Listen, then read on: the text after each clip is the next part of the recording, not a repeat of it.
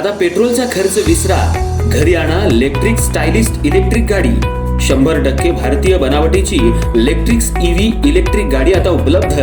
5 वर्षांची वॉरंटी, आकर्षक कलर्स आणि स्पोर्ट्स डिझाईन. एकदा चार्ज करा आणि 100 ते 140 किलोमीटर पर्यंत रेंज. अत्याधुनिक सर्व्हिस सुविधा, लोन सुविधा सुद्धा उपलब्ध. आजच भेट द्या साई मोटर्स, किसान चौक, इचलकरंजी. संपर्क 93 73 27 57 52 किंवा 0230 299 77 66. नो पेट्रोल नो टेन्शन, इलेक्ट्रिकचा स्मार्ट पर्याय.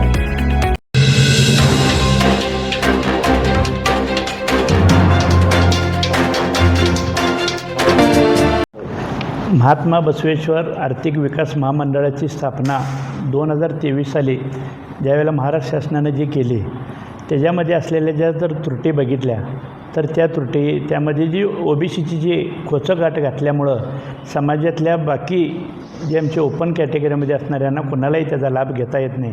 त्यासाठी आज बाकीचे इतर समाज जे आहेत महाराष्ट्र राज्यामध्ये वेगवेगळे, त्या प्रत्येक समाजाचं जर तुम्ही म्हटलं असा तर प्रत्येकाचं आर्थिक विकास महामंडळ जे आहे आणि त्याचा लाभ जो प्रत्येक समाजाला तळागाळापर्यंत पोचतो आहे, त्याच पद्धतीनं लिंगायत समाजाला देखील सरसकट त्याचा लाभ मिळावा यासाठी त्यामध्ये जी असलेली OBCची अट काढून ती सरसकट लिंगायत समाज असा करावं, त्या मागणीसाठी आज गेली 1.5 ते 2 महिने झाला आम्ही पूर्ण शिरोळ तालुका, सांगली जिल्ह्यामध्ये देखील, आज गडिंग्लज तालुक्यात देखील आम्ही इथून पुढे जाणार आहोत.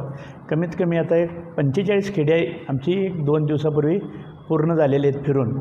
आणि येत्या 9 तारखेला आम्ही त्यावेळेला जी आंदोलनाला जी सुरुवात करणार आहे, 9 ऑगस्टला क्रांती दिनाचं औचित्य साधून त्यावेळेला जे उपोषण आम्ही करणार आहे त्याचं निवेदन देखील आम्ही कलेक्टर ऑफिसला देखील दिलेलं आहे. तिथं शाहूपल्ली पोलीस स्टेशनला तिथं देखील आम्ही परवानगी मागण्यासाठी त्यांना देखील आम्ही दिलेलं आहे.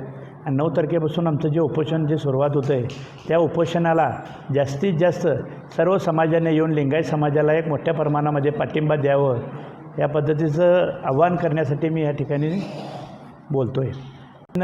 म्हणायला गेलं तर आज ज्या वेळेला इचलकरंजी शहरामध्ये आत्ताचे आमचे सध्याचे गटनेते आणि मागं त्यांनी बांधकाम सभापती असताना त्या काळामध्ये लिंगायत समाजाचं बसवेश्वर महाराजांचं ज्या वेळेला ते आमचं त्या ठिकाणी उद्यान जे सांगली रस्त्याच्या ठिकाणी जे आम्ही स्थापित केलं, त्या ठिकाणी सतेज बंटी पाटील साहेबांच्या फंडातून 1,27,00,000 रुपयाचा निधी आणून उदय पाटील साहेबांनी समाजाला एक चांगल्या पद्धतीचं आम्हाला त्यांचं एक मोठं योगदान त्यावेळेला झालं. आणि तिथं असलेले सुशोभीकरण, कंपाऊंड वगैरे जे हॉल ते तयार झाला. व आत्ता देखील आम्ही परत त्याच ठिकाणी परत कंपाऊंडचा जो बाकीचा जो भाग त्या विकास कामं जी केली आणि त्याच्यामध्ये असलेले अजून गेट असून दे, रंगकाम, आरशीची कमान तयार करणे इत्यादी अजून अनेक गोष्टी त्यामध्ये ज्या आहेत, त्यासाठी आता 1 कोटी रुपये देखील तिथं आपण आता मंजूर झालेले आहेत.